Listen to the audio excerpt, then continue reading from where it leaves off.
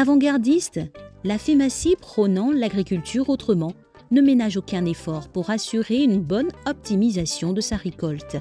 Elle s'appuie sur des nouvelles technologies écologiques modernes d'épandage ou pompage de l'engrais, des insecticides avec un opérateur privé de drones et aussi la certification des traitements phytosanitaires par une multinationale de renom. Donc l'apport qu'on a auprès de la FEMACI essentiellement, c'est toute la partie de l'itinéraire technique. L'itinéraire technique il commence déjà par la fourniture des semences. Donc on a fourni des semences de haut rendement, des hybrides, à travers notre partenariat avec la Massid qui a fourni les semences, les Mastrop. Et ensuite, on les accompagne sur l'itinéraire technique et sur la partie protection de la plante. Protection de la plante, c'est-à-dire protéger la plante contre tous les nuisibles et toutes les attaques qui peuvent empêcher la plante de prendre le plein potentiel des nutriments qui sont dans le sol. Donc, on a commencé par enlever les mauvaises herbes. Donc, vous avez vu le terrain.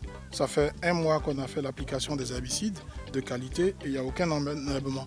Le maïs est seul sur le sol et il ne souffre d'aucune compétition dans l'accès aux nutriments qui sont dans le sol.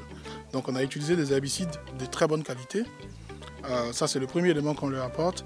Et ensuite, le deuxième apport principal, c'est pour lutter contre la chenille légionnaire. Vous savez, la chenille légionnaire, c'est le principal fléau aujourd'hui dans le maïs, dans toute la sous-région. Eh bien, vous regardez les plants, on a appliqué des produits spécifiques à la chenille légionnaire dont nous avons seul la recette.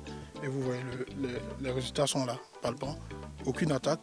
Dans le cadre de notre collaboration avec la FEMACI, on a été sollicité pour notre expertise afin de traiter les plants de maïs qui sont attaqués par des chenilles avec un traitement donc phytosanitaire, avec un traitement à l'herbicide. Le drone est donc capable d'apporter plus de précision et de répartir non seulement la charge à l'hectare qu'il faut utiliser pour faire le traitement dans un premier temps, mais représente aussi une réelle économie sur l'eau et aussi sur l'aspect financier de l'exercice de traitement.